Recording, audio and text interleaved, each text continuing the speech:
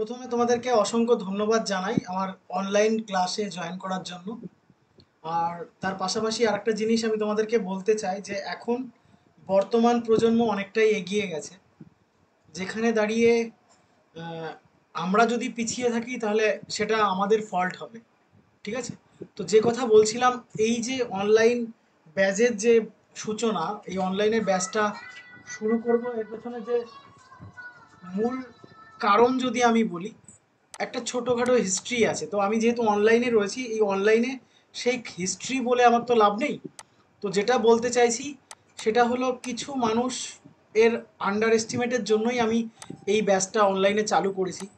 কিছু মানুষ আছে তোমাদের, মানে তোমাদেরই কিছু স্টুডেন্ট রয়েছে যারা কিনা তোমার রেকর্ডেড আকারে ক্লাস দেখবে। তোমরা যেরকম ডাইরেক্ট লাইভ ক্লাস দেখবে, আমার সাথে লাইভ ইন্টারাক্ট করতে পারবে, কিছু মানুষ আছে যারা শুধুমাত্র রেকর্ডেড ক্লাসই দেখবে। তাদের বাড়ি মানে আমাদের এই লোকালে না, অনেক দূরে দূরে বাড়ি। ঠিক আছে? তারা শুধুমাত্র রেকর্ডেড ক্লাসই করবে। তো এখানে আমাদের এই অনলাইন প্ল্যাটফর্মে তোমাদের একটা কমিউনিকেশনের জায়গা তৈরি হয়ে যাবে, যেটা কিনা টোটাল ওয়েস্ট বেঙ্গলে কোথায় ছেলে মেয়ে কী লেভেলে প্রিপারেশন নিচ্ছে, সেই জায়গাটা কিন্তু তোমরা এখান থেকে পাবে। আর আরেকটা জিনিস, আমি একটা কথা লিখেছিলাম 40/40, মানে তোমাদের 40-এর মধ্যে 40-এ পাওয়ানোর যে দায়িত্বটা, সেই দায়িত্বটা আমার। ঠিক আছে? 1 মিনিট, কেউ একজন জয়েন করতে চাইছে।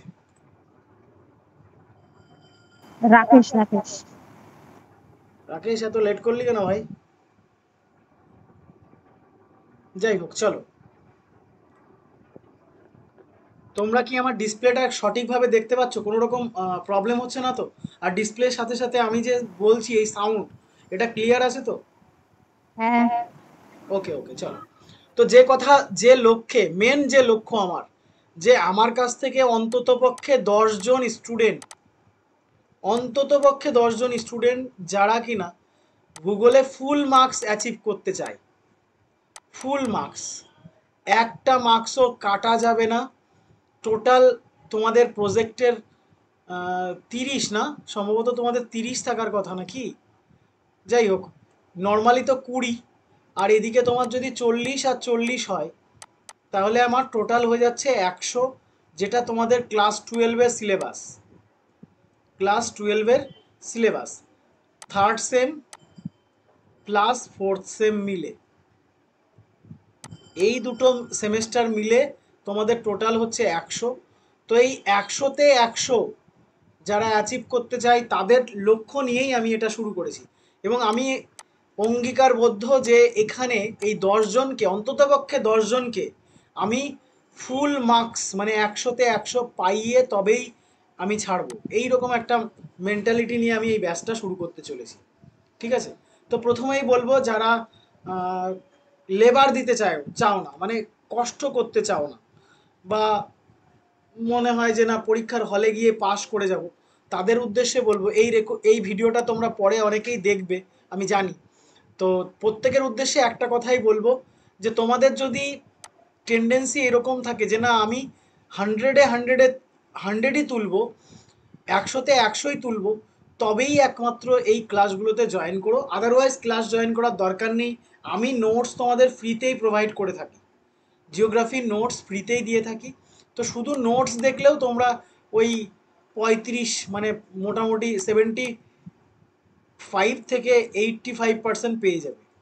75 থেকে 80%, এর জন্য খুব বেশি পড়াশুনো করা লাগে না, শুধুমাত্র ভূগোলের ক্ষেত্রে। ঠিক আছে? তো সেটার জন্য তোমাদের পড়তে হবে না, আমি নোটস দিয়ে দেবো, সেখান থেকে পড়ে নেবে, কোনো সমস্যা নেই। কিন্তু যদি তোমার টার্গেট 100% থাকে, তবেই একমাত্র এই ব্যাচে জয়েন করো, বা এই ব্যাচে সামনের দিনে এগিয়ে যেও। ঠিক আছে? চলো, আজ আমি তোমাদেরকে যেটা শুরু করতে চলেছি, আমি আরও কথা পরে বলবো, এখন আলোচনা করলে ক্লাসটাই ডিস্টার্বের মধ্যে চলে আসবে। তো আমরা আজ প্রথমে শুরু করতে চলেছি তোমাদের থার্ড সেম জিওগ্রাফির ইউনিট 1-এর। ইউনিট 1-এর তোমরা দেখেছো, আমি অলরেডি গ্রুপে তোমাদেরকে দিয়েছিলাম একটা ইমেজ, যেটা কিনা আমি বলেছিলাম যে সেখানে যে আমরা কি শুরু করতে চলেছি, মহী সঞ্চরণ তত্ত্ব। ওয়েগনার, মানে এই যে মহী সঞ্চরণ তত্ত্ব, এর স্রষ্টাকে অ্যালফ্রেড ওয়েগনার। ঠিক আছে, অ্যালফ্রেড ওয়েগনার তিনি এই মহাসঞ্চারণ তত্ত্ব দিয়েছিলেন। তো সেই তত্ত্বটাই আমরা আজকে আলোচনা করতে চলেছি তোমাদের তৃতীয় সেমেস্টারের একদম প্রথম ইউনিট, যেটা প্রাকৃতিক ভূগোলের মধ্যে পড়ছে, সেইটা আমরা শুরু করতে চলেছি। তো এখনো পর্যন্ত আমি যা কিছু বললাম, যা কিছু তোমাদেরকে শোনালাম, এই বিষয়ে যদি কারোর কিছু বলার থাকে তো বলতে পারো, তা নাহলে আমি সামনের দিকে এগিয়ে যাব। বলো, কারোর কিছু কোনো কোশ্চেন কোনো বিষয়ে, যে প্রসেসটা কিভাবে হবে, কিভাবে চলবে, এই সমস্ত বিষয়ে যদি কারোর কোনো কোশ্চেন থাকে তো সেই বিষয়ে কোশ্চেন করতে পারো। বা তোমরা যারা ডিসপ্লেটা দেখছো, সেটা কি তোমাদের মোবাইলে শুধু ডিসপ্লে দেখছো, নাকি সাথে আরও মানুষের নাম টাম দেখা যাচ্ছে? যদি দেখা গিয়ে থাকে, এই যে ডিসপ্লেটা রয়েছে এর কর্নারে যে বাটন আছে সেখানে ক্লিক করো, দেখো তোমাদের টোটাল মোবাইলটা এই স্ক্রিনটা নিয়ে নেবে। বলো, কারো কোনো সমস্যা কোনো কোশ্চেন থাকলে একবার বলো, নাহলে আমি সামনের দিকে এগিয়ে যাব।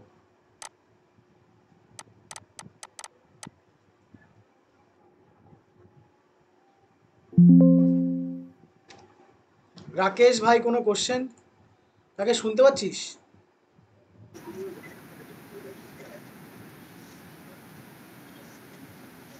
রাকেশ? না দাদা, কোনো প্রশ্ন নেই, বলো না। রতন ভাই, কোনো কোশ্চেন?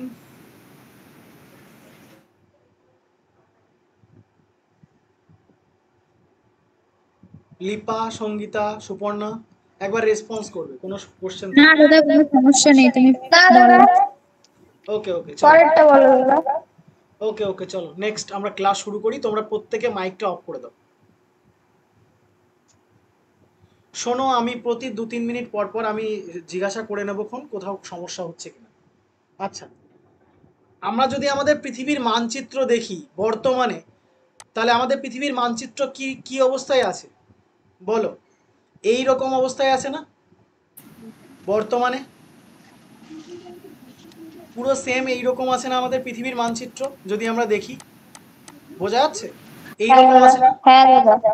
ওকে, দেখো, বর্তমানে আমরা যদি দেখি আমাদের টোটাল পৃথিবীতে 7টা মহাদেশ। কটা মহাদেশ আমরা জানি? 7টা মহাদেশ। আর কটা মহাসাগর? 5টা মহাসাগর নিয়ে কিন্তু আমাদের পৃথিবী বর্তমান অবস্থা ধারণ করে আছে। কিন্তু একটু জেনে রেখো, এই কনসেপ্টটা যদি আমি 225 মিলিয়ন ইয়ার্স এগো চলে যাই, 225 মিলিয়ন বছর আগে যদি আমি চলে যাই, তাহলে আমরা দেখব যে আমাদের টোটাল এই পৃথিবীটা দুটো খণ্ডে বিভক্ত ছিল। কি না, একটা প্যানজিয়া, একটা কি ছিল? প্যানজিয়া, মানে যেটাকে আমরা বলতাম স্থলভাগ। এটাকে বলা হতো স্থলভাগ বা প্যানজিয়া, ঠিক আছে? আর এই যে যে জলভাগটা দেখছো না, এই জলভাগটা কি ছিল? এই জলভাগটার নাম ছিল প্যান্থালাসা। এই যে বাকি যে জলভাগটা দেখছো, এই জলভাগটার নাম ছিল প্যান্থালাসা। কার মত অনুযায়ী? অ্যালফ্রেড ওয়েগনারের মত অনুযায়ী। কার মত অনুযায়ী? অ্যালফ্রেড ওয়েগনারের মত অনুযায়ী। প্রথমে আমরা জানবো অ্যালফ্রেড ওয়েগনার সম্পর্কে। অ্যালফ্রেড ওয়েগনার ছিলেন একজন আবহাওয়াবিদ। অ্যালফ্রেড ওয়েগনার ছিলেন একজন কি? আবহাওয়াবিদ। 1 মিনিট, কেউ একজন জয়েন করবে। নেক্সট দিন থেকে আমি টাইম বলে দেবো, ওই টাইমের মধ্যেই যারা জয়েন করবে তারাই জয়েন হতে পারবে। পরে সুমিত দাদা, ভাই তো, হ্যাঁ, অ্যাড হতে পারছিল না ও। ও আচ্ছা আচ্ছা, সুমিত ভাই তোমার মাইক এবং তোমার ক্যামেরা অফ করে নেবে। দেখো পাশে ক্যামেরার অপশন দিচ্ছে, সেখানে তুমি তোমার ক্যামেরাটা এবং মাইকটা অফ করে নেবে, তাহলে তোমার মেন ডিসপ্লেটাও বড় হয়ে যাবে অটোমেটিক্যালি। তোমার ক্যামেরাটা সুমিত শুনতে পাচ্ছ ভাই?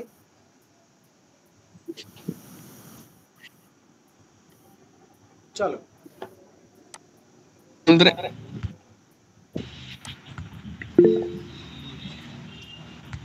কি হলো রে বাবা? ক্যামেরা বন্ধ করে রাখুন খালি। ভিডিও ক্যামেরার যে অপশনটা সেটার উপর ক্লিক করো, দেখো। হ্যাঁ, এই তো শিখে গেছে। আমার কি যেন সমস্যা ছিল, জয়েন হচ্ছিল না। জয়েন হচ্ছিল, যাই হোক, সমস্যা এখন মিটে গেছে। বিষয়টা হচ্ছে আমরা ডিজিটাল যুগে আছি, বাট ডিজিটালি অ্যাক্টিভ না, ফেসবুক আর হোয়াটসঅ্যাপে অ্যাক্টিভ। যাই হোক, চলো অনেক কথা হয়ে গেছে, পরে শুনে নিও, এই ক্লাসের রেকর্ডেড ভার্সন পেয়ে যাবে। চলো, তাহলে আমরা প্রথমে কাকে জানবো, কার সম্পর্কে জানবো? প্রথমে জানবো অ্যালফ্রেড ওয়েগনার সম্পর্কে, প্রফেসর অ্যালফ্রেড ওয়েগনার। মাথায় রেখো, এই অ্যালফ্রেড ওয়েগনার কিন্তু কোনো জিওগ্রাফার ছিলেন না, ঠিক আছে? এই অ্যালফ্রেড ওয়েগনার কিন্তু কোনো রকম জিওগ্রাফার ছিলেন না, ইনি ছিলেন একজন বায়োলজিস্ট। বায়োলজিস্ট মানে আমাদের যে জীববিদ্যা রয়েছে, জীববিদ্যা নিয়ে ইনি আলোচনা করতো, বা জীববিদ্যা নিয়ে এনার পড়াশোনা ছিল, ঠিক আছে? তো এই বায়োলজিস্ট কি করেন, ইনি যখন বিভিন্ন মহাদেশে ঘুরে বেড়াচ্ছেন, হ্যাঁ, তো মহাদেশে ঘুরতে ঘুরতে ইনি যে জিনিসটা লক্ষ্য করেছিলেন সেটা হলো এই রকম, যে আমাদের যে মহাদেশগুলো রয়েছে না, দেখো আমি দেখিয়ে দিচ্ছি, আমাদের যে মহাদেশগুলো রয়েছে, এই দেখো, ইনি একজন বায়োলজিস্ট ছিলেন, আমি বলেই দিলাম। আর তার সাথে সাথে আর একটা জিনিস, সেটা হচ্ছে তিনি যে জিনিসটা উপলব্ধি করেছিলেন, দেখো এই যে চিত্রটা আমি তোমাদের সামনে তুলে ধরছি, এগুলো নিয়ে আমি ডিটেলসে আরও আলোচনা করব। আপাতত যে জিনিসটা বোঝানোর চেষ্টা করছি, তিনি আসলে এই যে দক্ষিণ আফ্রিকা, হ্যাঁ, দক্ষিণ আফ্রিকার যে পার্টটা দেখা যাচ্ছে, এই যে দক্ষিণ আফ্রিকার যে পার্টটা, এই পার্টের সাথে এইদিকে দেখো দক্ষিণ আমেরিকার যে পার্টটা, হ্যাঁ, এই পার্টে কিসের মিল পাই না, এই যে যে প্রাণীরগত অবস্থা, দেখো এই যে আমাদের ফসিলস রয়েছে, যে সমস্ত জীবাশ্মগত উপাদান রয়েছে, সেই উপাদানগুলোর মিল পায়, কি পায় না আফ্রিকার এই প্রান্ত, এই যে যে জায়গাটা আমি রেড কালারে সিম্বলাইজ করছি, এই প্রান্ত, আবার এই দিকে আমাদের আফ্রিকার এই প্রান্ত, এই প্রান্তের যে প্রাণীর জীবাশ্মগত অবস্থান, যার মাইক অন রয়েছে সে একটু মাইকটা অফ করে দেবে, তাহলে প্রত্যেকের সুবিধা হবে, মাইকগুলো একটু অফ করে দেবে। তাহলে আমি কি বলছিলাম, যে এপাশে দেখো আমাদের কি রয়েছে না, এপাশে আফ্রিকার যে সাইডটা রয়েছে, এপাশে আফ্রিকার যে সাইড, আর এদিকে আমেরিকা, দক্ষিণ আমেরিকার যে সাইড, এখানকার যে জীবাশ্মগত অবস্থান বা এখানকার যে সমস্ত প্রাণী আমরা দেখেছি, সেগুলো কি ছিল, সেম ছিল। তাহলে অ্যালফ্রেড ওয়েগনার ছিলেন একজন কি বায়োলজিস্ট ছিলেন। তিনি কে ছিলেন না একজন জীববিদ্যার নিয়ে পড়াশোনা করা ব্যক্তি ছিলেন। তো তিনি কি দেখেন না, তিনি প্রথম দেখেন যে না আমাদের পৃথিবীর দক্ষিণ আমেরিকা এবং এদিকে আফ্রিকা, আমি যেটা দেখালাম যে জায়গাটা, সেই জায়গাটার মধ্যে যে মিল রয়েছে, কিসের মিল রয়েছে, জীবাশ্মগত মিল। তাহলে তিনি কিন্তু প্রথম ওই জায়গাটা লক্ষ্য করেছিলেন, এবং পরবর্তীকালে তিনি আরও বিভিন্ন দেশে ভ্রমণ করেন, এবং ভ্রমণ করার পরে তিনি বুঝতে পারেন যে না আসলে এই টোটাল ভূখণ্ডটা কি ছিল, কি অবস্থায় ছিল, একসাথে ছিল। আসলে টোটাল ভূখণ্ডটা কি ছিল না একসাথে ছিল। তাহলে আমি কি বললাম, যে টোটাল যে ভূখণ্ড একসাথে ছিল সেটাকে আমরা কি বলছি, প্যানজিয়া, আর যে জলভাগটা ছিল সেটা হচ্ছে প্যান্থালাসা। এই যে কনসেপ্টটা দেয়, এই কনসেপ্টটা কে দেন না আমাদের অ্যালফ্রেড ওয়েগনার দেন। অ্যালফ্রেড ওয়েগনার প্রথম এই মহাদেশের সঞ্চরণ সম্পর্কে ডিটেলসে আলোচনা করেছিল, ঠিক আছে? তো দেখো আমাদের আজকের যে কনসেপ্ট, আজকের যে ক্লাস আমরা যেটা করতে চলেছি, সেটা হচ্ছে কন্টিনেন্টাল ড্রিফট থিওরি। কন্টিনেন্টাল বলতে মহাদেশ, ড্রিফট থিওরি মানে হচ্ছে মহাদেশের সঞ্চরণ তত্ত্ব। মহি অর্থে মহাদেশ, মহাদেশ সঞ্চরণ মানে দুদিকে মানে সরে যাবে, মহাদেশগুলো সরে যাবে, এবং সেই সম্পর্কে যে আলোচনা সেটাই হচ্ছে আমাদের মহি সঞ্চরণ তত্ত্ব।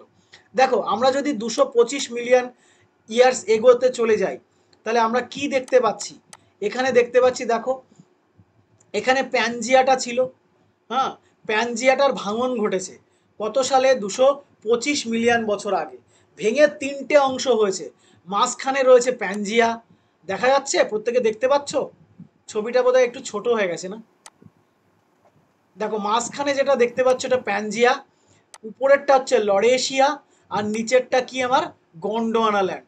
তাহলে 225 মিলিয়ন বছর আগে আমাদের টোটাল ভূখণ্ড একটা ছিল, আর জলভাগ ছিল একটা, টোটাল ভূখণ্ডের নাম ছিল প্যানজিয়া, আর জলভাগের নাম ছিল প্যান্থালাসা। 225 মিলিয়ন বছরের পরের থেকে কি হতে শুরু করে না প্যানজিয়ার ভাঙন হতে শুরু করে, ঠিক আছে, এবং এই ভাঙন হওয়া শুরু হওয়ার সাথে সাথে পূর্ব দিকে এবং পশ্চিম দিকে এবং উত্তর দিকে, পশ্চিম দিকে এবং উত্তর দিকে মাথায় রাখবে কোন কোন দিকে এটা মুভ করতে থাকে। দেখো আমরা যদি 225-এর পরে 135 মিলিয়ন বছরে চলে আসি, কোন দিকে মুভ করছে সব সময় ম্যাপের উপর দিকটা কি হয়, নর্থ হয়, নিচের দিকটা সাউথ, ডান দিকটা ইস্ট, বা সাইডটা ওয়েস্ট। তাহলে দেখো প্রথমে 225 মিলিয়ন বছর আগে প্রথমে প্যানজিয়ার ভাঙন শুরু হয়েছিল। 135 মিলিয়ন বছর আগে দেখো লরেশিয়া অনেকটাই মুভ করে গেছে, অনেকটা মুভ করে কোথায় চলে গেছে না আমাদের উপরের দিকে চলে গেছে, দেখা যাচ্ছে। দেখো 1 মিনিট, আমার পেনে দাগ পড়ছে না কেন, ওহো 1 মিনিট।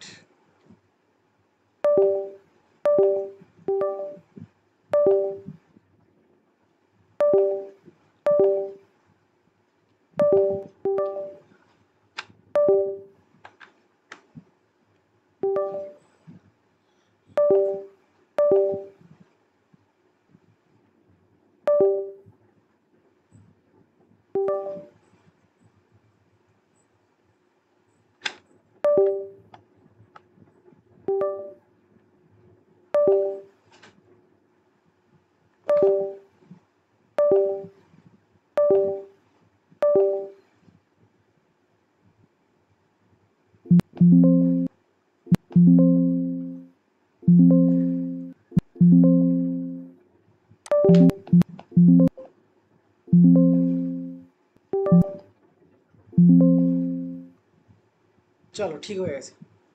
তাহলে আমি কি বলছিলাম যে ওহো,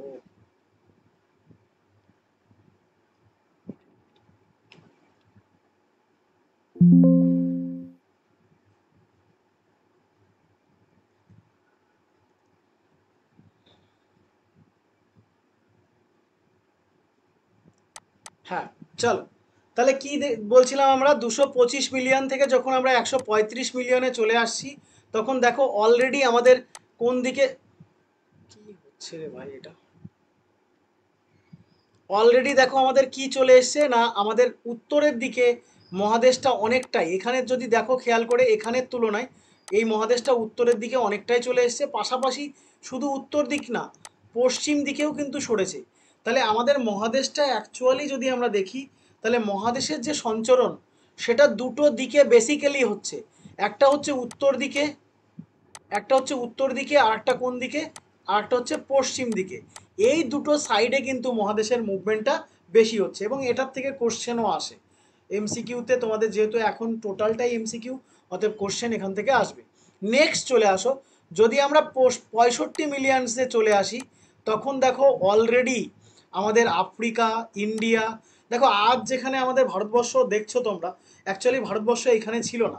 ভারতবর্ষ দেখো আমরা যদি দেখি এখানে দেখো 135 মিলিয়নে যদি দেখো কোথায় আছে অবস্থান করছে দেখতে পাচ্ছ, মানে নিরক্ষরেখা থেকে অনেক, নিরক্ষরেখা মানে 0 ডিগ্রি থেকে অনেক নিচে রয়েছে। তুমি যদি এখানে দেখো 225 মিলিয়নে, তাহলে দেখো একদম দক্ষিণ গোলার্ধের কাছাকাছি রয়েছে আমাদের ভারতবর্ষ। এটা মুভ করতে করতে কিন্তু আমাদের এই লরেশিয়ার সঙ্গে আমাদের ইন্ডিয়া ধাক্কা লেগে প্রথম এখনকার অবস্থানটা পেয়েছে, দেখো এখানটায়, বোঝা যাচ্ছে। চলো তাহলে আমাদের 65 মিলিয়ন বছর আগে যদি আমরা দেখি, তাহলে আমরা দেখব অলরেডি আমাদের যে মহাদেশগুলো অনেকটাই আলাদা হয়ে গেছে, দেখতে পাচ্ছ ইউরোপ, এশিয়া, এদিকে আফ্রিকা, ইন্ডিয়া, অস্ট্রেলিয়া। হ্যাঁ, কেউ একজন জয়েন করবে, একটুখানি ওয়েট করে যাও।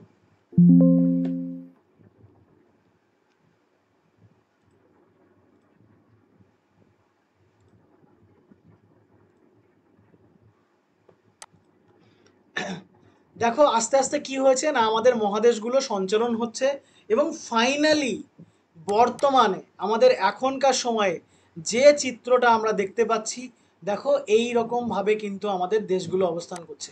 এখানে অস্ট্রেলিয়া, এখানে আমাদের আন্টার্কটিকা, আহ, এখানে আমাদের রয়েছে গ্রিনল্যান্ড, দক্ষিণ আমেরিকা, দক্ষিণ আমেরিকা, উত্তর আমেরিকা, আফ্রিকা, ইউরেশীয় প্লেট বা আমাদের যে এশিয়া, হ্যাঁ, এবং এইভাবে কিন্তু আমাদের মহাদেশগুলো কি হয়েছে না সঞ্চরণ হয়েছে। ঠিক আছে, এই যে টোটাল কনসেপ্টটা আমরা দেখলাম যে 225 মিলিয়ন বছর আগে বা কার্বনিফেরাস যুগের পরের থেকে আমাদের যে মহাদেশগুলো আস্তে আস্তে কি হয়েছে, আলাদা হতে শুরু করেছে। এই আলাদা হওয়ার পেছনে কি কি শক্তি কাজ করছে, এই আলাদা হওয়ার পেছনে কি কি যুক্তি রয়েছে, আদৌ কি মহাদেশগুলো সঞ্চরণ হয়েছে কিনা, এই সম্পর্কেই আমাদের অ্যালফ্রেড ওয়েগনার সহ আরও কিছু জিওগ্রাফার যারা কি করেছে, মতদান করেছে। তো সেখান থেকেই আমাদের থিওরির জন্ম, মহীসঞ্চরণ তত্ত্ব বা কন্টিনেন্টাল ডিপ থিওরি।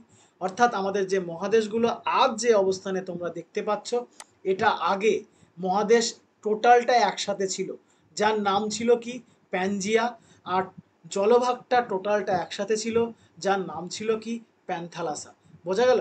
তো এই থিওরিটা নিয়েই আজকের আমাদের ক্লাস।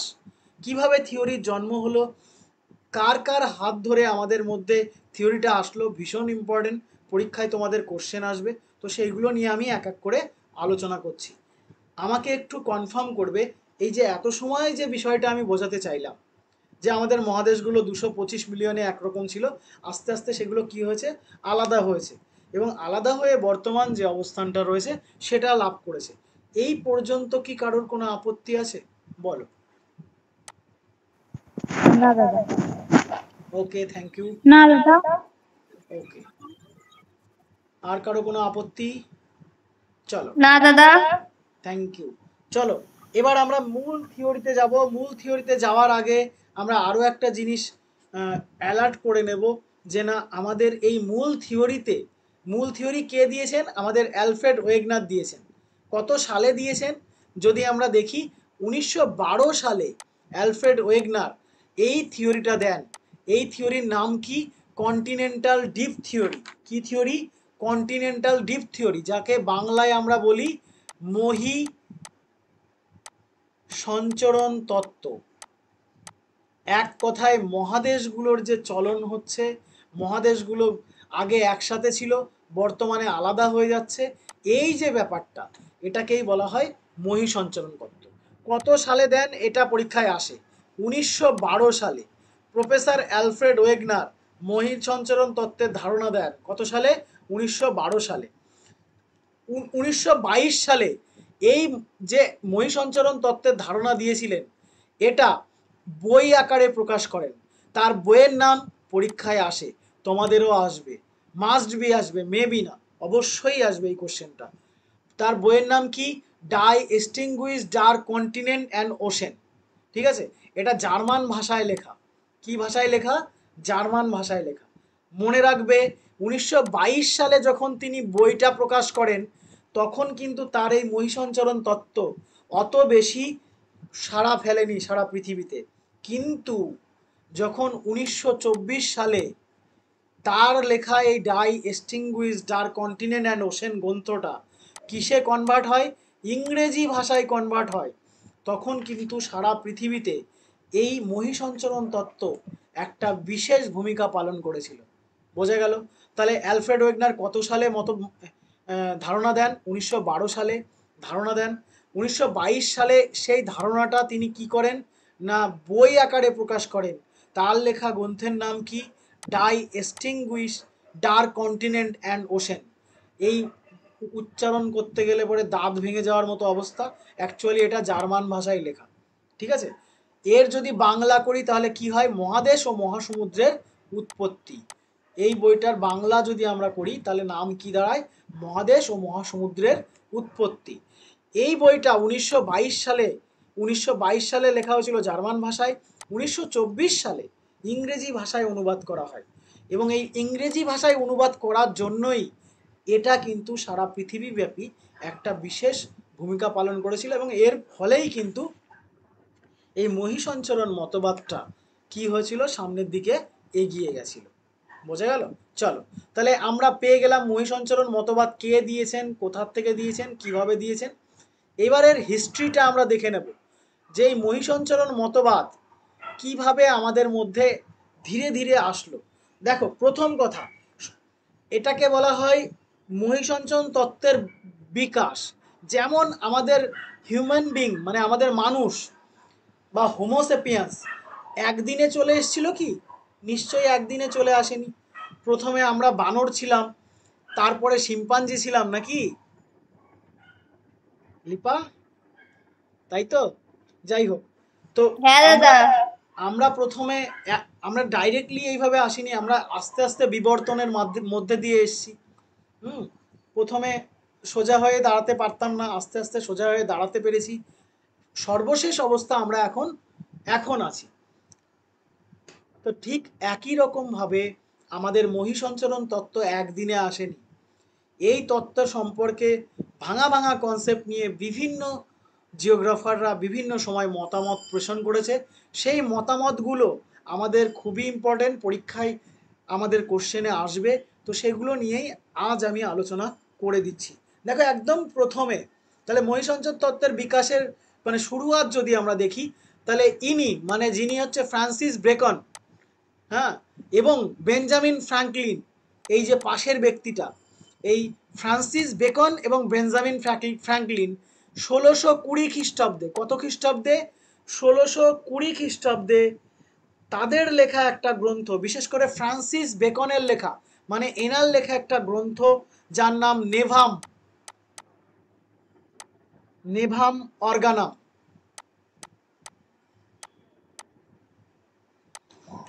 নেভাম অর্গানাম গ্রন্থে কি বলেন না, দক্ষিণ আমেরিকা এবং আফ্রিকার উপকূল ভাগের মধ্যে সাদৃশ্য তিনি কিন্তু লক্ষ্য করেন।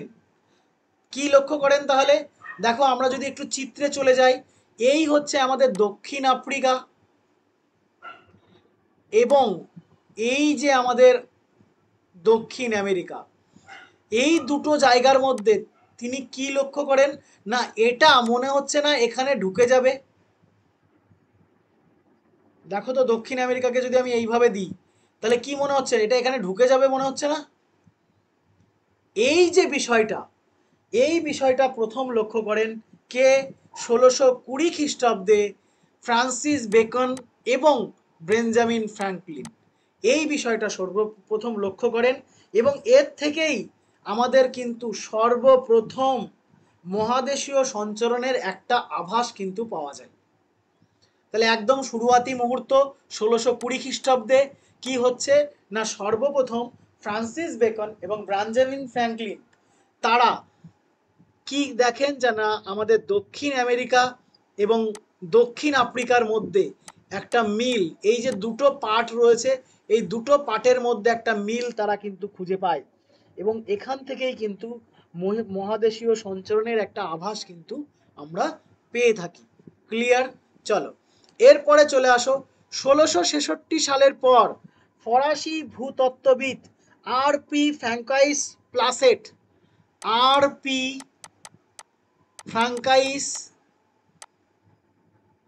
প্লাসেট, এগুলো তোমাদের সব নোটের মধ্যে পেয়ে যাবে, আমি নোটস তোমাদের পাঠিয়ে দেবো এবং এই পিপিটিও তোমাদের পাঠিয়ে দেবো, কোনো সমস্যা নেই। তাহলে 1666 খ্রিস্টাব্দের পরে ফরাসি ভূতত্ত্ববিদ আর.পি. ফ্রাঙ্কাইস প্লাসেট কি বলেন তিনি না, তিনি বলেন যে কথাটা আমাদের অ্যালফ্রেড ওয়েগনার বলেছিলেন যে না, টোটাল আমাদের মহাদেশ কি ছিল না, আগে একসাথে ছিল। তো এই কথাটাই তিনি তার বইতে লেখেন যে সারা পৃথিবী একটা অখণ্ড ভূখণ্ড আকারে ছিল। হ্যাঁ, মানে টোটাল ভূখণ্ডটা আগে কি ছিল? একসাথে ছিল। টোটাল ভূখণ্ডটা একসাথে ছিল আর জলভাগটা আলাদা ছিল, কিন্তু জলভাগ সম্পর্কে তিনি কনসেপ্ট দেননি। তিনি শুধুমাত্র বলেছিলেন যে টোটাল ভূখণ্ড একসাথে ছিল বা প্যানজিয়াটা ছিল, মানে আমাদের যে ভূভাগটা দেখছো, ভূখণ্ডগুলো মানে আমাদের মহাদেশগুলো তখন তো ভাগ হয়নি, তখন একসাথে ছিল। ঠিক আছে, চলো এরপর অতি গুরুত্বপূর্ণ মহাদেশীয় সঞ্চরণের মতবাদ সর্বপ্রথম যিনি তুলে ধরেন, অ্যালফ্রেড ওয়েগনারেরও আগে সর্বপ্রথম যে মহাদেশীয় সঞ্চরণের মতবাদ তুলে ধরেন, পরীক্ষায় কোশ্চেন আসে, ভেরি ভেরি ইম্পর্টেন্ট। সর্বপ্রথম যিনি মহাদেশীয় সঞ্চরণ মতবাদ তুলে ধরেন সে কি? স্নাইডার, অ্যান্টোনিও স্নাইডার, এবং এর সাথে তার সহকর্মী ছিল পেলগ্রিনি। ঠিক আছে, পেলগ্রিনি, অ্যান্টোনিও স্নাইডার সর্বপ্রথম কি করেন না, তিনি মহাদেশীয় সঞ্চরণের মতবাদ কিন্তু তুলে ধরেন। কত সালে তুলে ধরেন 1858 সালে, সালটা একটু মনে রাখবে, 1858 সালে। এখানে যে সালটা দেয়া আছে এটা হচ্ছে স্নাইডারের জন্ম এবং মৃত্যু তারিখ। এটা দরকার নেই আমাদের, আমরা যেহেতু এখন সবে 11-12-এ পড়ি, অতএব আমাদের অত ডিটেলস দরকার নেই। শুধু এটুকু জেনে রাখো 1858 সালে তিনি বলেন যে না, আমাদের আমেরিকার পূর্ব উপকূল ইউরোপ এবং আফ্রিকার পশ্চিম উপকূলের সাদৃশ্যের কথা তিনি বলেন। তাহলে দেখো একবার দেখে নাও, আমাদের আমেরিকার পূর্ব উপকূল, আমাদের এটা হচ্ছে ইস্ট পূর্ব দিক, এটা হচ্ছে পশ্চিম দিক, এটা হচ্ছে আমার নর্থ, এটা হচ্ছে আমার সাউথ, ম্যাপের এই হয়। এইবার দেখো আমেরিকার পূর্ব উপকূল মানে এই যে যে সাইডটা, এটা তো আমেরিকার ইস্ট, হ্যাঁ ইয়া না? এটা হ্যাঁ আমেরিকার দাদা। আমেরিকার ইস্ট অর্থাৎ আমেরিকার পূর্ব উপকূল। আর কি ইউরোপ, এই যে ইউরোপের পশ্চিম উপকূল, ইউরোপের পূর্ব উপকূল তো এই দিকটাতে, পশ্চিম উপকূল এবং আফ্রিকার পশ্চিম উপকূল, এই দুটো পার্ট দেখো তো। আমি যদি মনে হচ্ছে না যে আমি যদি এই দুটোকে চেপে ধরে এইভাবে ঠেলা দিই দুদিক থেকে, কি জয়েন্ট হয়ে যাবে মনে হচ্ছে না? এই অংশটা এখানে ঢুকে যাবে মনে হচ্ছে না? হ্যাঁ বলো হ্যাঁ ইয়া না? হ্যাঁ দাদা। হ্যাঁ, হ্যাঁ দাদা। এই বিষয়টা সর্বপ্রথম তুলে ধরেন কে? স্নাইডার। স্নাইডার কিন্তু সর্বপ্রথম এইটা তুলে ধরেন। কোথাকার মধ্যে সাদৃশ্য তিনি বলেছিলেন? আমেরিকার পূর্ব উপকূলের সঙ্গে ইউরোপ ও আফ্রিকার পশ্চিম উপকূলের যে সাদৃশ্য, সেই কথা তারা বলেছিলেন কত সালে? 1858 সালে। ক্লিয়ার? তাহলে আমরা প্রথমে পেলাম 1620, তারপরে পেলাম 1666, এর মাঝে আরও অনেক কাহিনী আছে, 1756 সাল, 1800 সাল, কিন্তু অত বেশি ইম্পর্টেন্ট না, পরীক্ষায় আসে না, তাই আমি দিইনি। তাহলে এটা আমাকে মনে রাখতে হবে সালটা 1858 সালে কি হয় না, স্নাইডার তিনি কি বলেন? আমেরিকার পূর্ব উপকূল এবং ইউরোপ এবং আফ্রিকার পশ্চিম উপকূলের মধ্যে যে মিলটা রয়েছে সেই মিলটা বলেন। গেল প্রথম কথা। দ্বিতীয় কথা, তিনি সর্বপ্রথম কিন্তু মহাদেশীয় সঞ্চরণের মতবাদের কথা তুলে ধরেন। ঠিক আছে, যদি পরীক্ষায় কোশ্চেন থাকে যে মহাদেশীয় সঞ্চরণের কথা প্রথম কে বলেন, ওখানে যদি অ্যালফ্রেড ওয়েগনারও থাকে এবং স্নাইডারও থাকে, উত্তর কিন্তু স্নাইডার হবে। ঠিক আছে, স্নাইডারের হাত দিয়েই কিন্তু সর্বপ্রথম মহাদেশীয় সঞ্চরণের কথা আমরা পাই, জেনে রেখো। কিন্তু এই যে যে বিভিন্ন যে ভাঙাচোরা কনসেপ্টগুলো, এগুলো একসাথে বলেছিল কে? অ্যালফ্রেড ওয়েগনার তার মতবাদের মধ্যে তুলে ধরেছিল। ঠিক আছে, চলো এরপরে চলে আসো টেলরের মতবাদ। টেলর কত সালে মতবাদ দেয়? 1910 সালে। হ্যাঁ, তিনি কি বলেন না, এই যে মহাদেশগুলো ভাগ হয়ে যাচ্ছে, এই যে মহাদেশগুলো আগে একসাথে ছিল, এই যে এখানে দেখতে পাচ্ছ মহাদেশগুলো একসাথে ছিল, এই মহাদেশগুলো ভাগ হওয়ার পিছনে কারণ কি? কারণ হচ্ছে জোয়ারি বল। এবার কথা হচ্ছে দাদা, জোয়ার কি জিনিস জেনে রেখো। আমি তোমরা পড়েছো তবু আমি একবার বলে দিচ্ছি। পৃথিবী, সূর্য এবং চন্দ্র যখন একই সরলরেখায় চলে আসে, তখন পৃথিবীর জলরাশি কি হয়? ফুলে ওঠে। ঠিক আছে, তো ওর ফলে কি হয়? আমাদের নদীতে জোয়ার এবং ভাটার সৃষ্টি হয়। এবার জোয়ার কি না, যখন জলের পরিমাণ প্রচুর বেড়ে যায় সেটাকে আমরা জোয়ার বলি, আর যখন জলের স্তর অনেক নিচের দিকে নেমে যায় তখন তাকে আমরা ভাটা বলি। তো এই যে যে জোয়ারি শক্তি, এই জোয়ারি বলের কথা কে বলেছিলেন? যে মহাদেশগুলো সরে যাচ্ছে বা মহাদেশের সঞ্চরণ ঘটছে, কিসের জন্য ঘটছে না জোয়ারি শক্তির জন্য ঘটছে। এটাও পরীক্ষায় দেয় যে কোন বলের প্রভাবে কি হচ্ছে? মহাদেশের সঞ্চরণ ঘটছে। ঠিক আছে, কোন বলের প্রভাবে মহাদেশের সঞ্চরণ ঘটছে, এই সম্পর্কে মতবাদ কে দেয়? এফ.বি. টেইলর। কি বলের প্রভাবে? জোয়ারি শক্তির বলের প্রভাবে। ওকে, চলো নেক্সট চলে আসো এডওয়ার্ড সুয়েজ। এরপরে এডওয়ার্ড সুয়েজ, যিনি কিনা 1902 সালে তার লেখা গ্রন্থ the face of the earth, very very important একটা কোশ্চেন, যে দ্য ফেস অফ আর্থ গ্রন্থটি কার লেখা? তিনি তার এই গ্রন্থে কি বলেন? তার এই গ্রন্থে বর্তমান যে আফ্রিকা, মাদাগাস্কার এবং ভারত, এটা আগে গন্ডোয়ানা ল্যান্ড ছিল, এই কথাটা বলেন। তাহলে কোনটা কোনটা একবার দেখে নাও। এখানে দেখতে পাচ্ছ আফ্রিকা, ভারত, হ্যাঁ, আফ্রিকা, ভারত এবং মাদাগাস্কার, এই তিনটে যে জায়গা, এটা আগে কি ছিল? আগে একসাথে ছিল। এই কনসেপ্টটা কে বলেন? না আমাদের এডওয়ার্ড সুয়েজ বলেন। কোন কোন জায়গা? আফ্রিকা, মাদাগাস্কার এবং ভারত, এই তিনটে মহাদেশ আগে কি ল্যান্ড নামে পরিচিত ছিল? গন্ডোয়ানা ল্যান্ড। দেখো আমরা যদি চিত্রে চলে যাই, একটুখানি দেখে নাও, এই দেখো গন্ডোয়ানা ল্যান্ড দেখতে পাচ্ছ, আফ্রিকা, মাদাগাস্কার এবং ভারত, এই নিয়ে টোটাল কি হয়ে যাচ্ছে?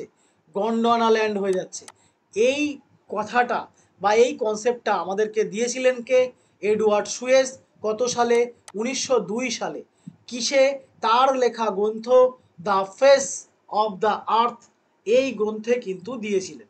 ওকে, চলো তাহলে আমরা পেয়ে গেলাম, এখনো পর্যন্ত আমরা পেয়ে গেলাম কি না, আমাদের এই যে যে মতবাদগুলো দিয়েছিল বা আমাদের পৃথিবীর যে মহাদেশের যে সঞ্চরণগুলো হচ্ছে, এই সঞ্চরণের পেছনে কি কারণ রয়েছে বা এই সঞ্চরণ কিভাবে হচ্ছে, এগুলো সম্পর্কে যে কনসেপ্ট আমাদেরকে তুলে দিয়েছিল, যারা এইগুলোকে ডেভেলপ করেছে, তারা কে কত সালে দিয়েছে, সেটা আমরা পেলাম।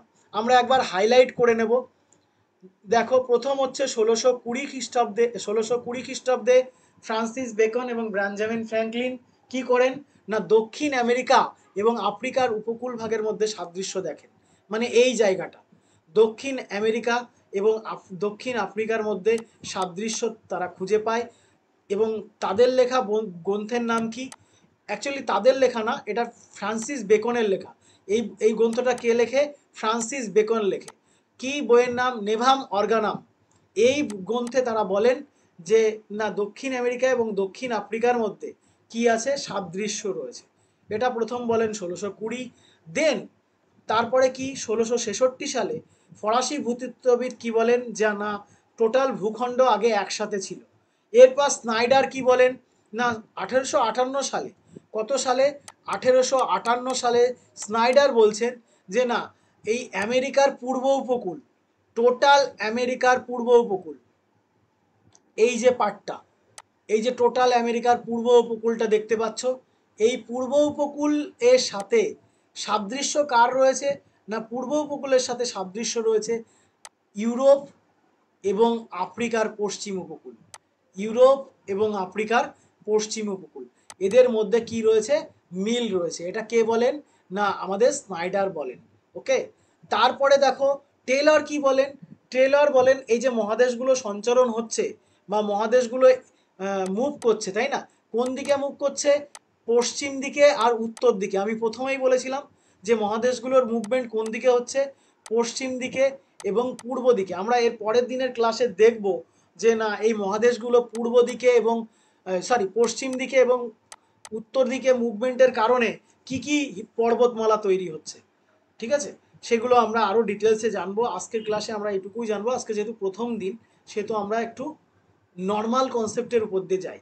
চলো নেক্সট, লাস্ট আর একটা জিনিস আমরা জেনেছি যে এডওয়ার্ড সুয়েজ তিনি কি বলেছেন না, তিনি বলেছেন যে 1902 সালে বিজ্ঞানী এডওয়ার্ড সুয়েজ, তার লেখা গ্রন্থের নাম কি? দ্য ফেস অফ দ্য আর্থ। এই গ্রন্থে বর্তমান পৃথিবীর আফ্রিকা, মাদাগাস্কার এবং ভারত, এই তিনটে একত্রে কি ছিল?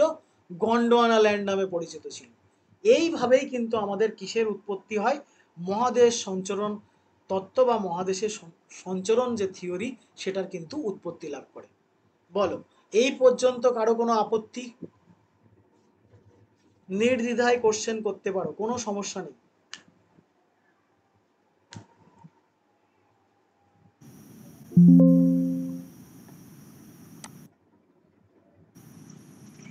আছো প্রত্যেকে?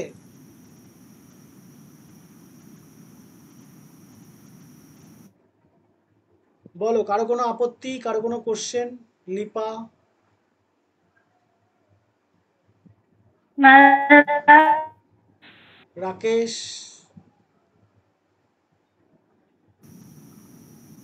না দাদা। সঙ্গীতা, হ্যাঁ দাদা। সুমিত ভাই, কোনো কোশ্চেন? কোনো সমস্যা না, দা বলো বলো। বোঝা যাচ্ছে তো? হ্যাঁ সব বুঝাচ্ছে দা। সুপর্ণা? হ্যাঁ দাদা সব বুঝে যাচ্ছে। চলো, যদি তোমরা বুঝে থাকো তাহলে এবার আমাকে উত্তর দেবে। চলো আমি শুরু করছি। আমাদের কোশ্চেন সেশন, আজকে যা আমরা ক্লাস করলাম এত সময়, তার কোশ্চেন সেশনটা নিয়ে আমরা একটু শুরু করব। প্রথম কোশ্চেন, মহাদেশ সঞ্চরণ মতবাদ সর্বপ্রথম কে উত্থান করে? আমি যাকে বলবো একমাত্র সেই উত্তর দেবে, ঠিক আছে? অন্য কেউ উত্তর দেবে না।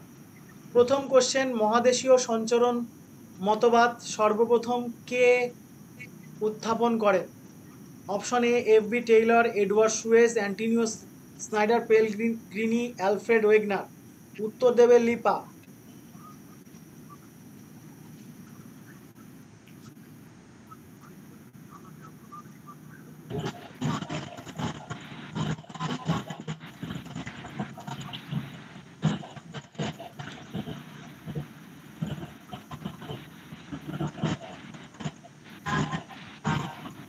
লিপা কিছু বলছিস ভাই?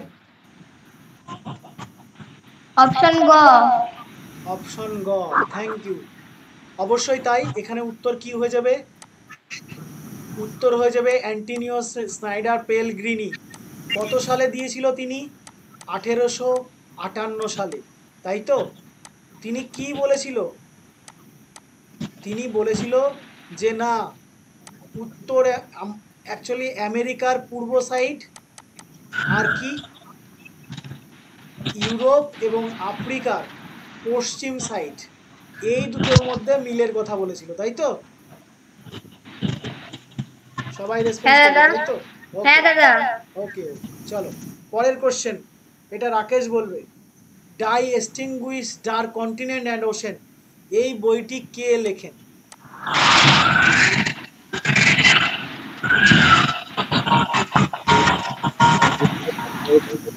বলো দাদা। হ্যালো, হ্যাঁ বলো। বলবো নাকি দা? রাকেশ বলছে না?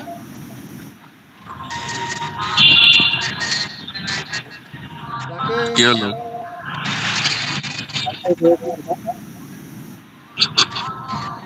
চলো যে কেউ বলতে পারো। ওই তো দা খরা একদম তাই, অ্যালফ্রেড ওয়েগনার। কে দিয়েছে? Alfred Wegener. ওকে, চলো নেক্সট। বললাম দা। ও তুই বলেছিলি, আমি শুনতে পাইনি ভাই। চলো অসুবিধা নেই, চলো নেক্সট কোশ্চেন। কোন বছর অ্যালফ্রেড ওয়েগনার মহাদেশীয় সঞ্চরণ মতবাদ উপস্থাপন করেন? বলো 1912। সুমিত। হ্যাঁ এটা 1912 হবে। হ্যাঁ 1912, একদম তাই, 1912। নেক্সট, কোন বিজ্ঞানী প্রবল জোয়ারি শক্তির প্রভাবে মহাদেশীয় সঞ্চরণের কথা বলেন? জোয়ারি শক্তির কথা কে বলেছিলেন? যে কেউ বলতে পারে, এখন কোশ্চেন করবো, সবাই উত্তর দেবে, কোনো সমস্যা নেই। সঙ্গীতা আছিস বোন? দাদা কম হবে। হ্যাঁ সঙ্গীতা?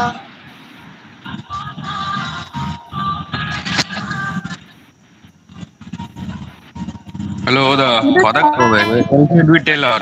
হ্যাঁ এফ.বি. টেইলর। কোন বিজ্ঞানী প্রবল জোয়ারি শক্তির প্রভাবে মহাদেশীয় সঞ্চরণের কথা বলেন? উত্তর এফ.বি. হবে টেইলর। এফ.বি. টেইলর। সাব্বাস। Next, the face of the আর্থ বইটি কার লেখা? কে? দ্য ও ফেস, এটা হচ্ছে সুয়েজ সুয়েজ সুয়েজ দা। হ্যাঁ the face of the earth, Suess Suess Edward Suess দা। সুয়েজ। এডওয়ার্ড সুয়েজ কত সালে লিখেছিল? 1902 সালে, সালজানে তাই তো? চলো সালমান মনে নেক্সট, হয় না। নেক্সট কোশ্চেন, যে কেউ উত্তর দিতে পারে। কে আগে উত্তর দেয়? এফ.বি. টেইলর কোন বছর মহাদেশীয় সঞ্চরণের মতবাদ দিয়েছিল? 1910 দা। একদম তাই, 1910 সালে। এফ.বি. টেইলর কত সালে দিয়েছিল? 1910। 1910 সালে, এক্স্যাক্টলি। চলো নেক্সট, কোন প্রাচীন মহাদেশের ধারণা এডওয়ার্ড সুয়েজ দেন? কি? এডওয়ার্ড সুয়েজ কোন মহাদেশের ধারণা দেন? প্যানজিয়া, ও দা এই যে লরাসিয়া? তোমার গন্ডোয়ানা গন্ডোয়াল্যান্ড না দা? একদম তাই, গন্ডোয়ানা ল্যান্ড। গন্ডোয়াল্যান্ড। চলো দেখি আর কে কে আছে। এবার একটু টার্গেট করে কোশ্চেন করি। ঠিক আছে দা। দেবাশিস, এবার উত্তর দেবে দেবাশিস। কোন দুই মহাদেশের উপকূলের সাদৃশ্য মহাদেশ সঞ্চরণ তত্ত্বকে সমর্থন করে? এটা বুঝলামই না প্রশ্ন মানে কি দা? ওটা কোন উত্তর দুই আমেরিকা আর মহাদেশের ইউরোপ। সাদৃশ্য ও দুটো হ্যাঁ হ্যাঁ হ্যাঁ মহাদেশের বুঝলাম। সাদৃশ্য মহাদেশীয় সঞ্চরণ তত্ত্বকে সমর্থন করবে, মানে সাপোর্ট করবে। কদাগ কদাগ গ এশিয়া এবং ক অস্ট্রেলিয়া, ক না না ক উত্তর আমেরিকা ও উত্তর ইউরোপ। আমেরিকা আর ইউরোপ। উত্তর আমেরিকা ইউরোপ। আর কেউ? ওটাই হবে দা, ওটাই ওটাই। উত্তর হবে আফ্রিকা ও দক্ষিণ আমেরিকা। কি দাও দা? দেখ অ্যাকচুয়ালি আমাদের আমরা যদি দেখি মহাদেশ সঞ্চরণের কথা কে বলেছেন? Alfred Wegener. হুম অ্যালফ্রেড ওয়েগনার বলেছে। চলো আমরা একটু ম্যাপে চলে যাই।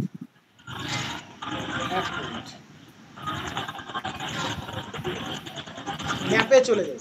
দেখ শুরুর থেকে ম্যাক্সিমাম লোক এইটা আর এইটা নিয়ে বলছে না, এইটা আর এইটা নিয়ে বলছে না। অ্যাকচুয়ালি এই যে উপরের উত্তর, টুকু তো হয়।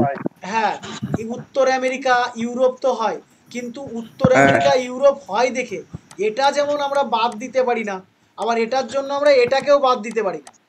কিন্তু বিষয়টা হচ্ছে যদি তুই দেখিস অ্যালফ্রেড ওয়েগনার বলিস, তারপর এফবি টেইলর বলিস, বা যাদেরই দেখিস না কেন, তারা কিন্তু এই দুটোকে মাস্ট বি বলেছে, তাই না? সেই জন্য আমাদের উত্তর হয়ে যাবে কি? উত্তর আমার কত দাগ যেন? 8 দাগ। আফ্রিকা এবং দক্ষিণ আমেরিকা। বোঝা গেল? ক দাগের উত্তর যে ভুল আছে তা না, এটাও সঠিক, কিন্তু ম্যাক্সিমাম সঠিক এটা। তোরা তো জানিস যে এমসিকিউ উত্তর সবকটাই উত্তর বলে মনে হয়, কিন্তু আখেরে উত্তর একটাই হয়। বোঝা গেল? চলো নেক্সট কোশ্চেন। 1924 সালে কোন ভাষায় the extinguish the continent and ocean বইটি অনুবাদ এবং প্রকাশিত হয়? ওদা ও এটা ইংরেজি ইংরেজি দা, ইংরাজি ইংরেজি। ইংরাজি। একদম। এবং এই ইংরাজি ভাষায় প্রকাশিত হওয়ার পরেই কি হয় বিখ্যাত হয়ে না, বইটা। এটা কিন্তু বইটা বিশ্বটা সাথে ছিল আলোড়ন এটা। সৃষ্টি করেছিল। ঠিক আছে, হুম। চলো লাস্ট কোশ্চেন। গন্ডোয়ানা ল্যান্ড কোন কোন ভূখণ্ড নিয়ে গঠিত ছিল? ওই ওদা গদাগ কদাক আফ্রিকা আফ্রিকা মাকান্দ্রা ভারত ওটাই একদম কদাক। তাই। মাদা আফ্রিকা, ওদা মাদাগাস্কার এবং ভারত। মাদাগাস্কার কি অস্ট্রেলিয়া দা? ওই অস্ট্রেলিয়ার এবং তোর এই সে আন্টার্কটিকার যে উপকূল ভাগগুলো রয়েছে ওগুলো। এটা অ্যাকচুয়ালি এখন আর কিছু নেই, সব ওই ইসের দিকে চলেছে, মুভ করে গেছে একদম নিচে। ওদা মানে মাকাদাসকানে কি ওটা মানে কোন মহাদেশ? অস্ট্রেলিয়ার ওশানিয়া আশেপাশে। মহাদেশের মধ্যে পড়ে। আর বুঝেছিস? ওশানিয়া যে মহাদেশ মানে অস্ট্রেলিয়া নিউজিল্যান্ড দিয়ে যেটা, ওটা। চলো তাহলে এটা কি আসছে? আফ্রিকা, মাদাগাস্কার এবং ভারত। চলো এরপরে দেখো কটা বাজে এখন। 4:51। চলো আমি আরো একটু আলোচনা করে দিচ্ছি। হ্যাঁ দেখো, তাহলে আমরা অলরেডি আজকে যে ক্লাসে আমরা যা কিছু দেখলাম তার প্র্যাকটিসটাও আমরা করে নিলাম। তোমাদের কাছে আমার একটাই কোশ্চেন, যে আজকে যে ক্লাসটা করলে সেটা কি এখানে মুখস্থ হয়ে গেল, হ্যাঁ ইয়া না? হ্যাঁ দাদা।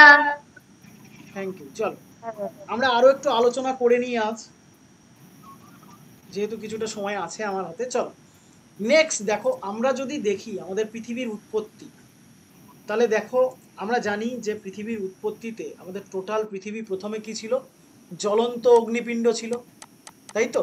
প্রথমে জ্বলন্ত অগ্নিপিণ্ড ছিল, এবং এই জ্বলন্ত অগ্নিপিণ্ড ধীরে ধীরে ধীরে ধীরে ঠান্ডা হতে থাকে, এবং ঠান্ডা হওয়ার পর একটা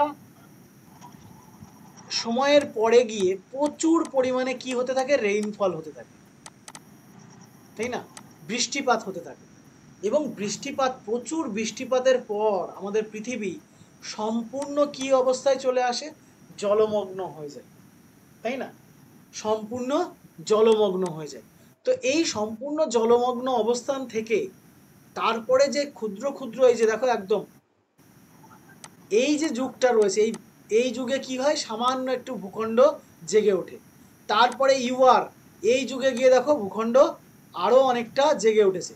জেনে রেখো পৃথিবীর প্রথম জেগে ওঠা ভূখণ্ড সেটা হচ্ছে ঝাড়খণ্ড। আমাদের ভারতের যে ঝাড়খণ্ড না, এটা কিন্তু পৃথিবীর প্রথম জেগে থাকা মানে মানে যেটা জেগে ওঠে বা ভেসে ওঠে সেই ভূখণ্ড, ঠিক আছে। এরপরে দেখো ইউআরে গিয়ে আরও জাগে এবং আস্তে আস্তে দেখো এগুলো আমাদের ইম্পর্টেন্ট না, অ্যাকচুয়ালি তোমাদের সিলেবাসে এগুলো নেই। এটা আমি ওই যখন যারা হাই স্কুলে চাকরির জন্য প্রিপারেশন নেয় তাদেরকে পড়ানোর সময় আমি এগুলো করাই। তো তোমাদের আমি জাস্ট একটু জানাচ্ছি, তাহলে তোমাদের কনসেপ্টটা ক্লিয়ার হয়ে যাবে। আমাদের সিলেবাসে যেখান থেকে শুরু হয়েছে সেটা হচ্ছে রোডেনিয়া, হ্যাঁ, এখান থেকে শুরু হয়েছে। এবং দেখো ফনেটিয়া, তারপরে গিয়ে প্যানজিয়া, এটা তোমরা সিলেবাসে পাবে। এবং প্যানজিয়া পরে কি হয়, লরেশিয়া এবং গন্ডারল্যান্ডে ভাগ হয় এবং বর্তমানের প্রেজেন্টের যে অবস্থা এটা কিন্তু চলে আসতে থাকে। তো যাই হোক, বিষয়টা হলো এই যে সুদূর প্রাচীনকাল কার্বনিফারাস এবং তার পূর্বে আমাদের পৃথিবীর সৃষ্টি লগ্ন থেকে ধারাবাহিকভাবে এটা কিন্তু আমাদের কি হতে থাকে, আস্তে আস্তে আমাদের পৃথিবী যে ভূখণ্ডের যে জায়গাটা সেটা কিন্তু জেগে উঠতে শুরু করে বা জলের উপরে ভাসতে শুরু করে, এক কথায় বলতে পারো। মানে পরোক্ষভাবে, অ্যাকচুয়ালি জলের উপর ভেসে নেই, পরোক্ষভাবে বলতে পারো যে আমাদের ভূখণ্ডগুলো কি হতে থাকে, ভাসতে শুরু করে। এবং ফাইনালি এই প্যানজিয়ার থেকে আমরা কি দেখতে পাই না, প্যানজিয়া উত্তর দিকে এবং কি দিকে, পশ্চিম দিকে ভাঙন শুরু হয়। এবং এটা বর্তমানে আমাদের পৃথিবীর যে মানচিত্র সেই মানচিত্রের আকার কিন্তু নিয়েছে, ঠিক আছে। তো যাই হোক, এটা তোমাদেরকে মনে রাখতে হবে না, জাস্ট এটুকু গল্পটুকু জেনে রাখো যে কিভাবে আমাদের আসলো। নেক্সট যদি আমরা দেখো আমাদের যে অ্যালফ্রেড ওয়েগনার যে ধারণাগুলো দিয়েছিল, সেই ধারণার প্রথম যে ধারণাটা সেটা কি দিয়েছিল, যে না আমাদের ভূত্বক, এই যদি আমাদের পৃথিবী হয়, এই পৃথিবী পৃষ্ঠ থেকে পৃথিবীর কেন্দ্র পর্যন্ত ভূত্বক 3টে ভাগে বিভক্ত। আমরা পৃথিবীর ভূত্বককে কটা ভাগে বিভক্ত জানি, একটু কেউ বলতে পারবে? পৃথিবীর যে ভূত্বক মানে উপরিভাগ থেকে একদম সেন্ট্রাল পর্যন্ত আমাদের মানে কোর পর্যন্ত কটা ভাগে বিভক্ত? 3টে ভাগে বিভক্ত, তাই না? একটা হচ্ছে আর্থ কাস্ট মানে ভূত্বক, তারপরটা হচ্ছে মেন্টাল বা গুরুমণ্ডল, তারপরটা কোর বা কেন্দ্রমণ্ডল। এই 3টে প্রধান ভাগে বিভক্ত। আবার এই প্রত্যেকটা আবার দুটো দুটো করে ভাগ করা আছে, তাই না? তো আমাদের এখানে যে অ্যালফ্রেড ওয়েগনার ধারণা করছেন, প্রথম যে ধারণাটা তিনি করছেন যে না আমাদের একদম সেন্ট্রাল থেকে মানে আমাদের পৃথিবীর কেন্দ্রের গভীরতা কত, 6371 কিলোমিটার, তাই না? জিরো, আর এখানে গভীরতা কত, 0, তাই তো? 0 থেকে আমাদের পৃথিবীর কেন্দ্রের গভীরতা কত, 6371 কিলোমিটার। তো এই গভীরতা পর্যন্ত টোটাল যে ভূভাগ বা পৃথিবীর অভ্যন্তর ভাগ 3টে ভাগে বিভক্ত। হ্যাঁ, কে ধারণা করেছিল না, আমাদের অ্যালফ্রেড ওয়েগনার ধারণা করেছিল। এই ধারণাটা কোথার থেকে নিয়েছিল না, সুয়েজের কাছ থেকে নিয়েছিল। এডওয়ার্ড সুয়েজ, দেখো এখানে দেয়া আছে অ্যাকর্ডিং টু এডওয়ার্ড সুয়েজ, কিন্তু কনসেপ্টটা তুলেছিল কে, অ্যালফ্রেড ওয়েগনার তুলেছিল। এডওয়ার্ড সুয়েজের কনসেপ্টটাকে তিনি নিয়েছিলেন, নিয়ে তিনি বলেন যে আমাদের পৃথিবীর যে উপরিভাগ থেকে অভ্যন্তর ভাগ পর্যন্ত 3টে লেয়ার রয়েছে। প্রথমটা শিয়াল, শিয়াল মানে SI মানে সিলিকন, AL মানে অ্যালুমিনিয়াম, ঠিক আছে। সিলিকন এবং অ্যালুমিনিয়াম নিয়ে প্রথম স্তরটা তৈরি এবং তারপরের স্তরটাই সীমা, সিলিকন MA তে ম্যাগনেসিয়াম,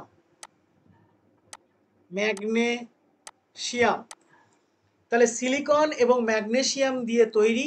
এবং একদম ভিতরে নিফে অর্থে নিকেল, আর এফিতে ফেরাসকে তোমরা লৌহ বলতে পারো। হ্যাঁ, নিকেল এবং লোহা দিয়ে তৈরি আমাদের কেন্দ্রমণ্ডল। এবং একদম উপরের স্তর শিয়াল, একদম শিয়ালের নিচের স্তর হচ্ছে সীমা। এই 3টে স্তরের কথা তিনি প্রথম তুলে ধরেন, কার কাছ থেকে ধার করে, এডওয়ার্ড সুয়েজের কাছ থেকে ধার করে। তিনি আরও বলেন শিয়াল সীমার উপরে ভাসমান অবস্থায় রয়েছে। এই যে দেখো সীমার উপরে কি রয়েছে, শিয়াল ভাসমান অবস্থায় রয়েছে। এই কনসেপ্টটা কিন্তু কে দেয় না, আমাদের অ্যালফ্রেড ওয়েগনার দেন, বা প্রথম ধারণাটা তাই। তারপরে কি, শিয়াল সীমার উপর ভাসমান থাকা অবস্থাতেই মুভমেন্ট করে। তোমরা জানো আমাদের প্লেট মুভমেন্ট হয়, তো প্লেট মুভমেন্টটা কি না, এখানে তিনি বলছেন যে সীমার উপরেই শিয়াল কি করতে থাকে, মুভ করতে থাকে। প্রকৃতপক্ষে শিয়াল এবং সীমা দুটোই আমরা জানি যে অ্যাস্তনোস্ফিয়ারের উপরে ভাসমান আছে, সেটা দুটোই আমাদের কি করে মুভ করতে থাকে, তাই না? তো কিন্তু এখানে আমরা সেটা বললে চলবে না, যেহেতু এই ধারণাটা কার, অ্যালফ্রেড ওয়েগনারের। তিনি কি বলছেন, শিয়াল এবং সীমার উপর ভাসমান থাকা অবস্থাতেই, মানে সীমার উপরে শিয়াল থাকা অবস্থাতেই এটা কি করতে থাকে, এটা মুভ করতে থাকে। এই কনসেপ্টটা বা এই ধারণাগুলো কিন্তু প্রাথমিক, মানে ধারণা 1, একদম প্রথম ধারণা কিন্তু গ্রহণ করে কে, অ্যালফ্রেড ওয়েগনার। বলো এখানে কারো আপত্তি? না দাদা। চলো, দ্বিতীয় যে ধারণাটা তিনি করেন, যেটা আমি অলরেডি বলে দিয়েছি, আর বলার নতুন করে কিছু নেই, সেটা হলো কার্বনিফেরাস যুগের আগে কি ছিল না, আমাদের টোটালটা কি ছিল, প্যানজিয়া ছিল। দেখতেই পাচ্ছ পাশের চিত্রে, টোটালটা প্যানজিয়া ছিল, এবং পরবর্তীকালে এটা আস্তে আস্তে কি হতে থাকে, ভাগ হতে থাকে। তো দ্বিতীয় ধারণা তিনি করছেন যে আগে টোটাল ভূখণ্ডটাকে আমরা কি বলতাম, প্যানজিয়া বলতাম, সেটা তিনি বলছেন। টোটাল মহাদেশটাকে কি বলছেন তিনি, প্যানজিয়া বলছেন। আর যে প্যানথালাসা, বাকি যে জলভাগটা রয়েছে, বিশালাকার মহাসমুদ্র, সেটাকে বলা হচ্ছে প্যানথালাসা। এটা ছিল দ্বিতীয় কনসেপ্ট। বলো কনসেপ্টে কোনো প্রবলেম? দেখো ক্ষুদ্র ক্ষুদ্র কনসেপ্ট, এগুলো আমাদের জানলেই, মানে একই কথা বারবার এতবার রিপিট হবে যে ক্লাস শেষ হলে অটোমেটিক্যালি তোমাদের মুখস্থ হয়ে যাবে। তাহলে প্যানজিয়া কত বছর আগে ছিল একসাথে, কার্বনিফেরাস যুগের আগে পর্যন্ত একসাথে ছিল। কার্বনিফেরাস যুগের পরে কিন্তু প্যানজিয়ার ভাঙন হতে শুরু করে। ওকে, বলো কারো আপত্তি?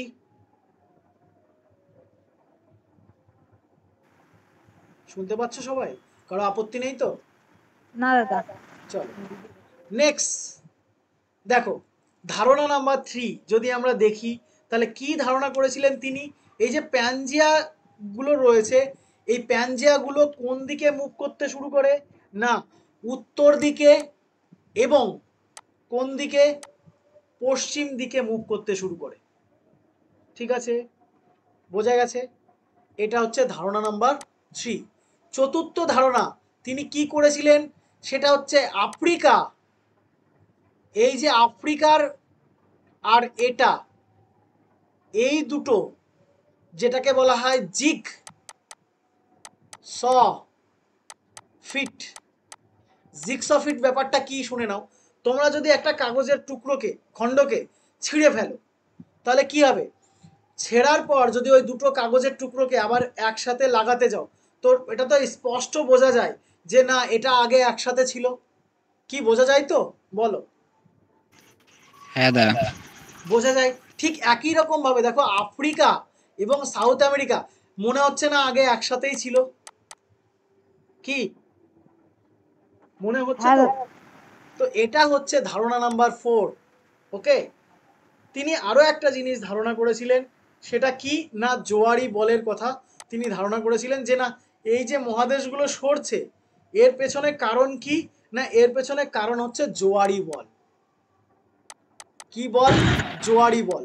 তো এই জোয়ারি বলের কনসেপ্ট তিনি কার কাছ থেকে নিয়েছিলেন, আমরা পড়েছি না? বলো কার কাছ থেকে নিয়েছিল জোয়ারি বলের কনসেপ্ট? যা ভুলে গেছো? বলো কার কাছ থেকে নিয়েছিল জোয়ারি বলের কনসেপ্ট? টেইলর বাবুর কাছ থেকে নিয়েছিল। কার কাছ থেকে নিয়েছিল? টেইলর বাবুর কাছ থেকে। বোঝা গেল? তাহলে এই যে 5টা আমি তোমাদের ধারণা তুলে ধরলাম তোমাদের সামনে, এই 5টা ধারণা কে করেছিল? অ্যালফ্রেড ওয়েগনার করেছিলেন। এই ধারণার উপর দাঁড়িয়ে মহাদেশ সঞ্চরণ তত্ত্বটাকে তিনি দাঁড় করিয়েছিলেন, এবং তার প্রমাণস্বরূপ বিভিন্ন কনসেপ্ট তিনি তুলে ধরেছিলেন। কি কি প্রমাণ, সেগুলো আমরা এই যে জিগসফিটের ধারণা, তারপরে আমাদের জীবাশ্মগত ধারণা, এগুলো আমরা পরের দিন পাবো। এই যে এই ধারণাগুলো তোমাদের প্রয়োজন হবে না, এগুলো দেখো আগে দক্ষিণ গোলার্ধে মহাদেশগুলো কোথায় ছিল আগে, দেখো ম্যাক্সিমামটা দক্ষিণ গোলার্ধে না? এটা হচ্ছে আমাদের 7ম ধারণা। আর আমাদের 6 নম্বর যে ধারণাটা, সেটা কি রয়েছে, এটা কি কোন দিকে ঘুরতে থাকে? উত্তর দিকে এবং পশ্চিম দিকে। এটা তো আমি অলরেডি বলে দিয়েছি, বোঝা গেছে? তো আমরা ধারণাগুলো পেয়ে গেলাম।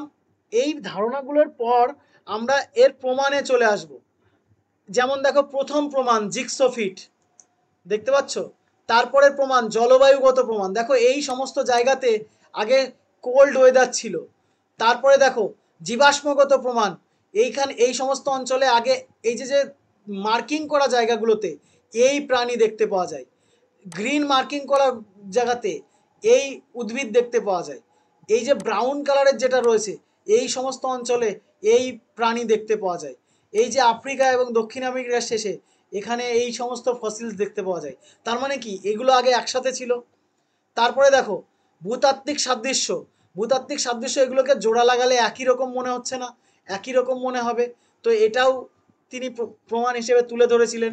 তারপরে দেখো আগে কি অবস্থায় ছিল, এখন কি অবস্থায় আছে সে সম্পর্কেও তিনি কনসেপ্ট দেন। তারপরে ফাইনালি গিয়ে ক্রিটিসিজম। তো এগুলো আমরা পরের দিনের ক্লাসে পড়বো, প্রমাণগুলো।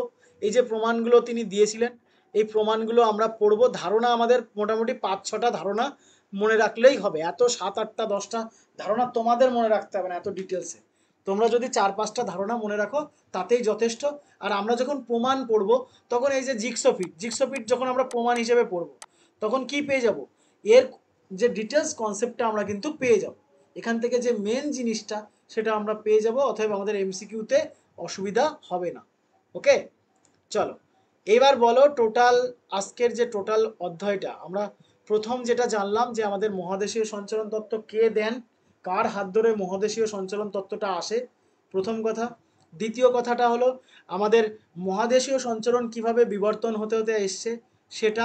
তারপরে আমরা পেয়েছি যে না আমাদের এই মহাদেশীয় বিবর্তনের পরে আমাদের মহাদেশগুলো কিভাবে কোন যুগে কিভাবে জেগে ওঠে। তারপরে আমরা পেয়েছি ধারণা কটা,